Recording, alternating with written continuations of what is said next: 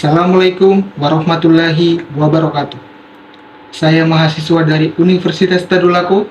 Izinkan saya memperkenalkan diri saya.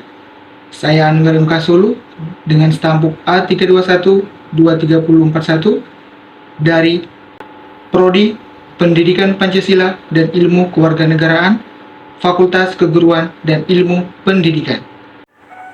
Tujuan dalam pembuatan video edukasi pembelajaran ini untuk bisa lebih memahami dan mengkaji materi tentang kedudukan dan fungsi bahasa Indonesia. Selain itu, tujuan dalam pembuatan video ini untuk memenuhi salah satu tugas mata kuliah bahasa Indonesia yang telah diberikan oleh dosen penanggung jawab. Fungsi bahasa terbagi menjadi dua fungsi, yaitu fungsi bahasa secara umum dan fungsi bahasa secara khusus. Fungsi bahasa secara umum terbagi menjadi 4 bagian. Poin pertama, sebagai bahasa nasional. Bahasa Indonesia memiliki fungsi utama, yakni sebagai bahasa Indonesia. Sebagai bahasa nasional, momen yang tak boleh kita lupakan adalah Sumpah Pemuda. Dari peristiwa itulah akhirnya muncul kesadaran berbahasa yang satu, bahasa Indonesia. Poin yang kedua, sebagai alat komunikasi. Selaku makhluk sosial yang memerlukan orang lain sebagai mitra berkomunikasi, manusia memakai dua cara berkomunikasi, yaitu verbal dan non-verbal. Berkomunikasi secara verbal dilakukan menggunakan alat ataupun media bahasa seperti lisan dan tulis. Sedangkan berkomunikasi secara nonverbal dilakukan menggunakan media berupa aneka simbol, isyarat, kode, dan bunyi seperti tanda lalu lintas, serta setelah itu diterjemahkan ke dalam bahasa manusia. Poin yang ketiga, sebagai alat berintegrasi dan beradaptasi sosial. Pada saat beradaptasi di lingkungan sosial, seseorang akan memiliki bahasa yang digunakan tergantung situasi dan kondisi yang dihadapi.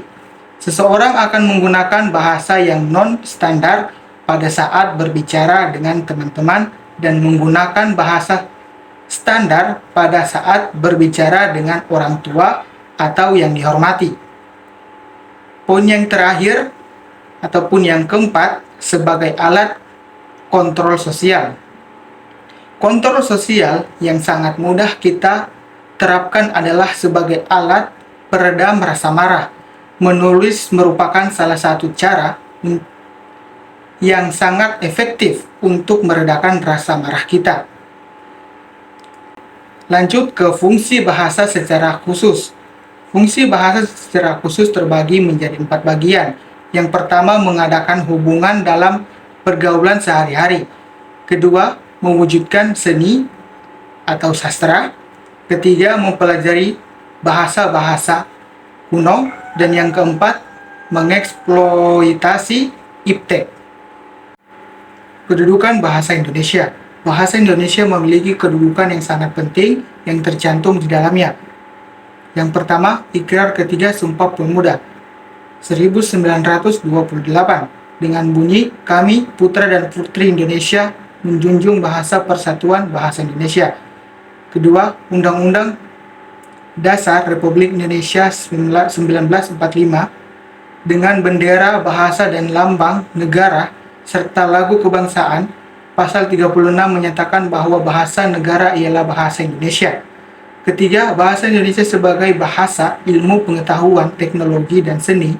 Sebagai bahasa ilmu pengetahuan, teknologi dan seni, bahasa Indonesia wajib digunakan sebagai bahasa pengantar di seluruh lembaga pendidikan. Sebagai konsekuensinya, logisnya semua jenjang pendidikan di Indonesia wajib mengajarkan mata pelajaran bahasa Indonesia dari taman kanak-kanak sampai dengan perguruan tinggi. Dan untuk itu, beberapa payung hukumnya sudah jelas, mulai dari Undang-Undang Dasar 1945, Undang-Undang Nomor 20 Tahun 2003 tentang Risdiknas, Permen Nomor 22 tentang Standar Isi, sampai dengan SK Dirjen Dikti nomor 43 tahun 2006 tentang mata kuliah pengembangan kepribadian. Pendidikan adalah kunci untuk membuka pintu kesuksesanmu. Jadi belajarlah dengan tekun. Jangan takut untuk mencoba, karena kesalahan adalah bagian dari proses belajar. Jadilah seperti spons, serap ilmu sebanyak mungkin. Mungkin itu saja penjelasan materi, kedudukan, dan fungsi bahasa Indonesia dari saya. Jika ada salah kata yang saya ucapkan, saya mohon maaf. Dan saya akhiri dengan ucapan wassalamualaikum warahmatullahi wabarakatuh.